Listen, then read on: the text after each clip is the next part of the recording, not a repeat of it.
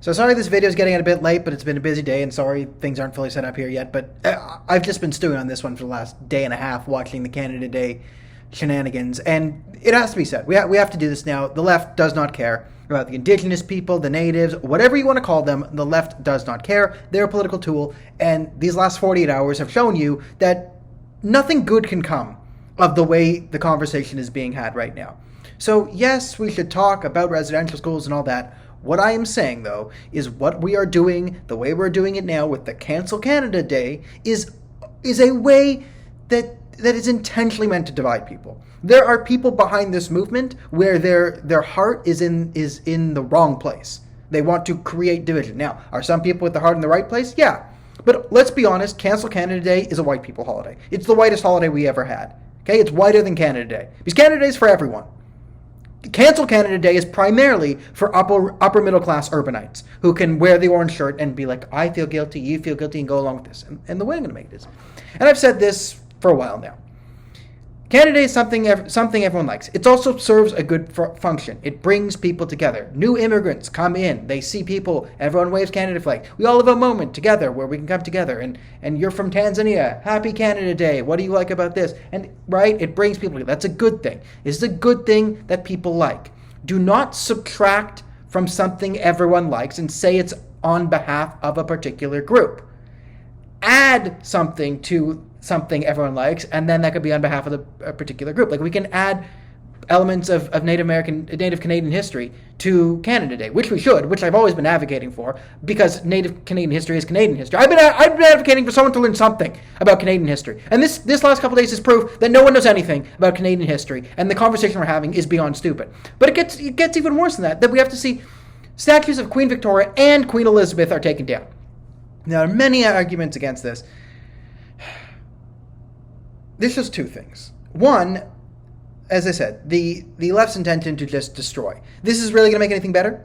Now, the way the CBC was phrasing this is this was a healing walk on Turtle Island. Fine. You want a healing walk on Turtle Island? Do a healing walk on Turtle Island. You cannot convince me that the hundreds, maybe thousands of people I saw in the park watching everyone desecrate a statue of Queen Victoria and then tear it down was a healing walk. That wasn't a healing walk. What were the police doing? Police, stop them. Stop them for everyone's good, including their own. Because when what you're showing now, what you've shown to a good portion of Canada, privately, right? Publicly, everyone will be like, orange shirts. But privately, everyone's going to be like, they can pretty much get away with whatever they want. There they are destroying our history in front of our eyes. Now, it's not like I have any love for the particular monarchy, but you keep history established. You cannot take Queen Victoria, the first Queen of Canada, right? The one who, signed the papers to let us become independent. You cannot take her out of Canadian history, good or bad, right? You cannot rip down history. And especially in Canada, such a new country, to start tearing down everything we see as old. This is the path to hell paved with the worst and best of intentions. It's so obviously cultural suicide. And then tearing down Queen Elizabeth. What's Queen Elizabeth doing to the natives right now? The ruling monarch? What did she really do? Was she up there saying, oh yes, we need more residential schools? Or has she been pretty hands off, I'm a ceremonial monarch, oh, gay marriage, that sounds nice. What's Queen Elizabeth have to do with anything? So it's just pure, unadulterated anti-Canadian rage. And it's also a false story that everyone's buying into. Everyone's buying into a false history. And this is what drives me crazy. A lot of things. One of the things that drives me crazy, as everyone knows, is lies about history. The other things that drive me crazy a lot, and part of it here, is simple answers to very complicated solutions. And this is the ultimate in both of those. So let's go over, okay? The tough question we need to be asking if we actually cared about the Indigenous, which the left does not. This is why we're doing this stuff, which we want to talk about, everything's genocide and self-flagellate over residential schools, thinking this is a safe place to be. Because if we self-flagellate, if the contest because who can self-flagellate over residential schools the hardest, then it's like a two-horse race between Justin Trudeau and Calistani Trudeau, right? They can do that all day. Whereas Aaron O'Toole can only half do that, right? And that goes nowhere. It helps no one. You want the conversation to help Indigenous people? I know that might be a crazy concept if you're marching in the orange shirt, but actually helping them might be I know this is a foreign concept of trying to help the people you're claiming to help, but let me try something here. Isn't the ultimate question we have to ask, or at least talk about here, is the fact that the reserve system is catastrophically broken? Like, was the reserve system really the way they were living in 1547 before Samuel de Champlain got here? Like, these sort of quasi-socialist double government enclaves with tons of money being thrown at them, but almost no resources because they're designed to have the people inside them fail.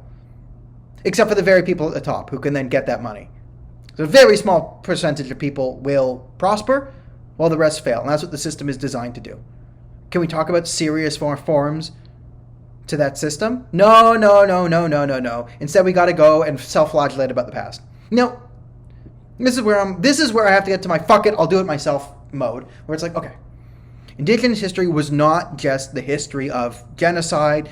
As I said, it wasn't like Samuel de Champlain got off the boat in 1608, cracked open some babies, started drinking their blood, and cackling maniacally. That's not what happened. The story of Canada has a lot to do with the Indigenous people. And, believe it or not, people on the left, there are people. This is what I hate about the narrative on the Indigenous right now. It doesn't treat them like people.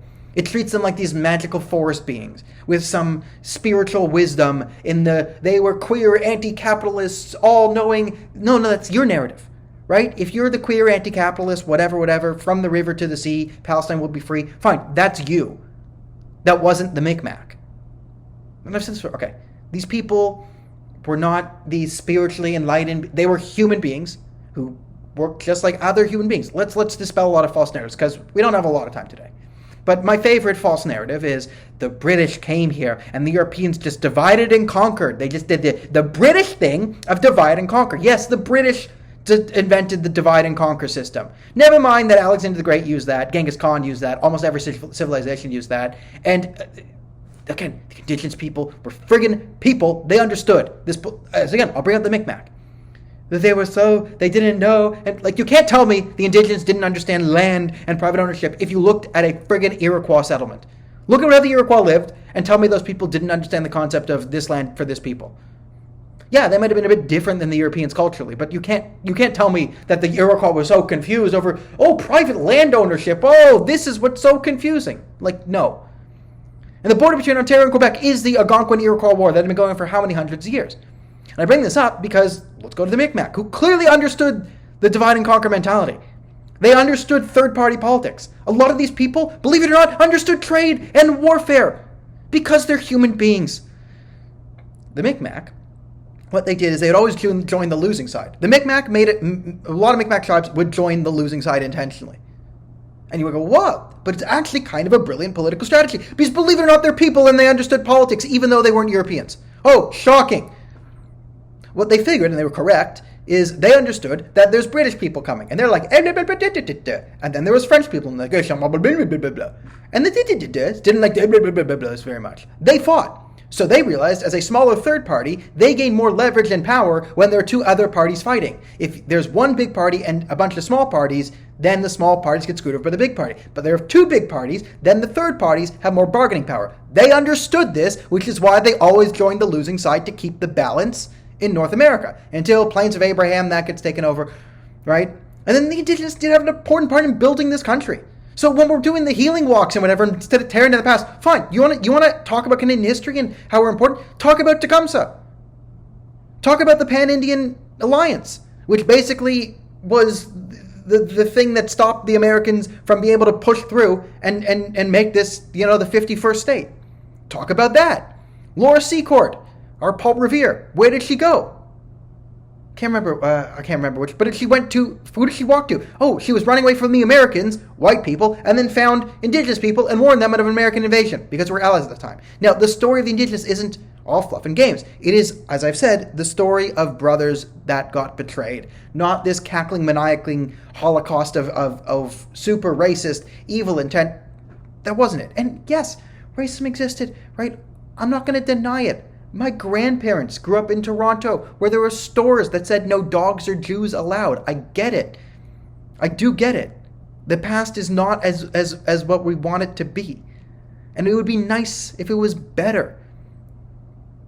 But we're pretending like the values of the 1860s, John A. Macdonald didn't have the internet.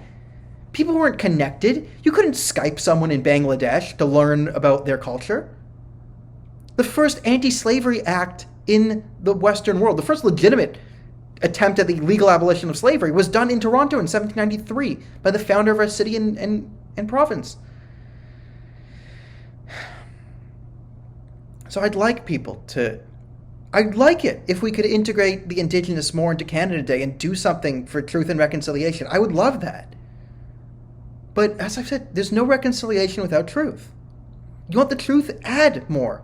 Talk about Tecumseh. Talk about why we betrayed them, right? It's tragic. It's a Shakespearean tragedy. America comes to invade. Because the Indigenous come and save us from the American invasion, they promised the state of India, but the War of 1812 is a tie because it was a silly war, so really only Indigenous lose, but they don't get the state of Indiana, and because Tecumseh dies in at the Battle of the Thames, right, the Pan-Indian Alliance breaks apart, so there's no more leveraging power, and there's no more cohesive bargaining with the British government, so that relationship falls apart, and then as the Americans start to push westward, Canada feels the need to push westward again to stop the American manifest destiny. And as more immigrants come in to the West, right? They're not the same Canadians who had the same relationship with Tecumseh's people who realized that they were saved in the East, and that's what started to sort of sour relationships a lot, is that push westward to stop American expansion, which the tragedy is the Indigenous helped us prevent in the first place. There's some good history. We can talk about that on Canada Day. It's interesting. It's true. What I will not tolerate is pretending that all Indigenous culture is just banging on drums and residential schools. That does nothing to help anyone. And yes, we have to talk about residential schools. But when we just say purely, these are our people, they're different than you, they must be separate, we'll put them up on a pedestal, but also below us, and we'll put them over here, and we can't have Canada Day anymore because it makes all of them sad. How do you think that's going to go over with most people? Just drives me crazy. So I realize this one is a bit of a longer video, but I just couldn't watch the last 2 days of absolute stupidity and just doing more things to just destroy the reputation of Indigenous people and do nothing to help them under the guise of we're all helping the Indigenous people and then not say something. So, I mean, this is why I'm so vocally on my conservative stuff, because listen, the left will claim we're for all these different people. They don't care about any of those people. So it falls to us. If we actually want to help them, and I think we have to do it. If we want a better life for the Indigenous people in Canada, then it's up to the conservative movement now to make that happen, because the left is dead on any sort of moral issue, especially this one.